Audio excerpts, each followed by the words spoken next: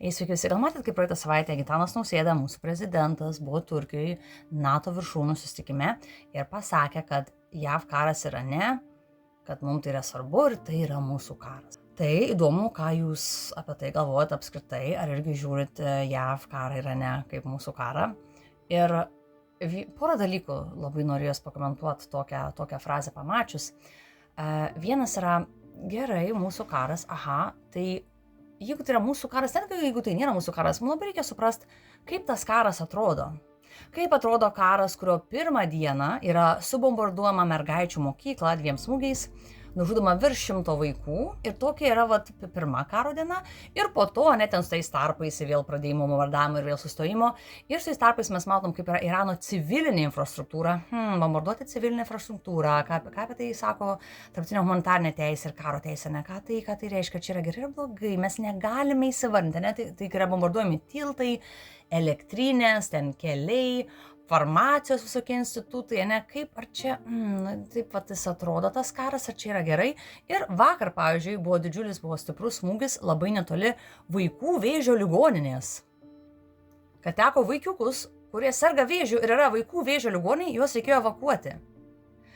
Ir dabar, žiūrėkit, kokie yra žemi standartai, kad dar galim sakyti, žiūrint į JAV ir jos sąjungininkus, pavyzdžiui, Izraelį, kad dar gerai, kad į ligoninę pačią nesmogė, dar reikia džiaugtis. Ir taip, standartai yra tokie žemi, kad reikia džiaugtis, kad dar nesmogia kaip Izraelis koks į ligoninės, ne, kad į ligoninę dar nesmogia. Tai va taip atrodo JAV karas Irane.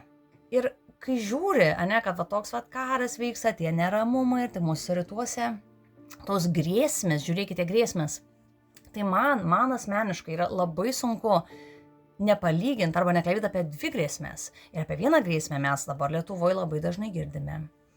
Žiūrėkit, čia tie migrantai, o ypač dar jeigu ne balti kokie tai migrantai, ne, mes iš Ukrainos, žiūrėkit, gerai viskas, bet jeigu biškai taip atrodo, jeigu dar religija kitokia, jau čia, žiūrėkit, jau yra grėsmė, o jūs ar norėtumėt, atvažiuos, pavyzdžiui, iš musulmoniškų šalių, atvažiuos, eis į mečetę, ir gal net reikės daugiau mečečių statyti ir yra, jau žiūrėkite, grėsmė, nes tokie žmonės yra grėsmė. Tai va ta grėsmė, net ta islamo, žiūrėkite, nes jau kaip kyla greita islamofobija Lietuvoje, net nežinau, nespėjai sakti, va islamo grėsmė Europai. Gerai, islamo grėsmė Europai. O kokia yra, kai pagalvoji, grėsmė Europos ir jos sąjungininkų, kai kuriuom musulmoniškom arba šalim, kur turi musulmonų populiaciją, šalim. Tai Europai yra, kad atvažiuos, blemba, mečetę, reiks, ką dabar iš mūsų mokėtų pinigų mečetę statys, nežinau, man nepatinka. Kai grėsmė, pavyzdžiui, Palestinoje arba Libane arba Irane, pavyzdžiui, grėsmė yra, kad tu išleisi vaiką į mokyklą ir tą vaiką suplėšėsi gabalus mūsų sąjungininkų, Europos sąjungininkų ir mūsų remiamų, ne, bombos. Grėsmė yra naikinimas, yra žmonių naikinimas. Palestinui genocidas, Libano miesteliai, kaimeliai yra detonuojami, susprogdinami. Tai naikinimas yra labai tikslus žodis. Ką daro su tais miesteliais, ne, juos naikina.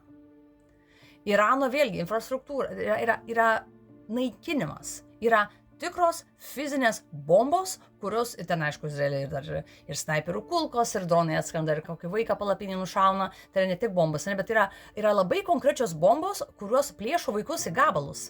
Mes nekalbame, bet kokia yra ta, net žmonėm, žiūrėkit, net nereikia, europiečiai ten sumigruos kažkur, pradės savo, žiūrėkit, bažnyčią statyti, ne. Europiečiai ir jų sąjungininkai, pavyzdžiui, NATO šalis, tavo vaikus nužudys tavo mokykloj. Tau nereikės, kad čia europiečiai ar amerikiečiai atvyktų, jie tavo vaikus nužudys mokykloj. Tai kalbėkime apie grėsmės. Galime kalbėti apie grėsmės. Kalbėkime apie grėsmės. Ir kalbėkime, ir kad būtų dar mažiau tos, angliškai vadinasi intellectual dishonest, ne tas intelektualinis nesažiningumas.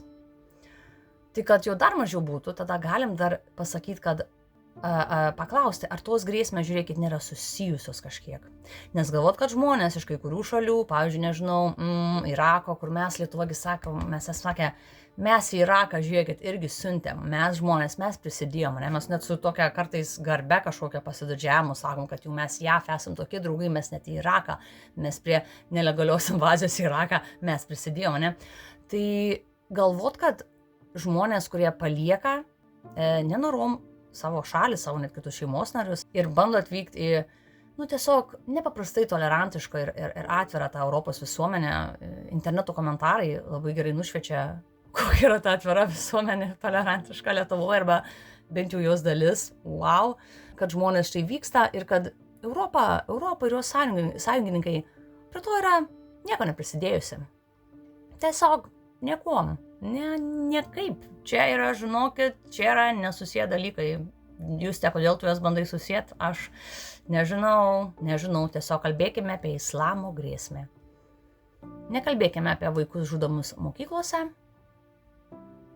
apie genocidą Palestinoje, apie Libano pietų naikinimą, nekalbėkime, net nesiekim, nes čia jau kodėl. Tai karas Irane yra ir mūsų karas. Gitanas Nausėda. Citata, kuri istorijai išliks, kaip ir išliks mūsų parama režimam, kurie bombarduoja ligoninės, kurie bombarduoja mokyklas, kurie žudo vaikus mastais istoriškai nematytais. Visa tai irgi įeina į istoriją. Tai klausimas, ar jūs matot karą ir ne kaip mūsų karą? Tai su tuo klausimus ir paliksiu. Ačiū labai, kad domitės ir iki greito.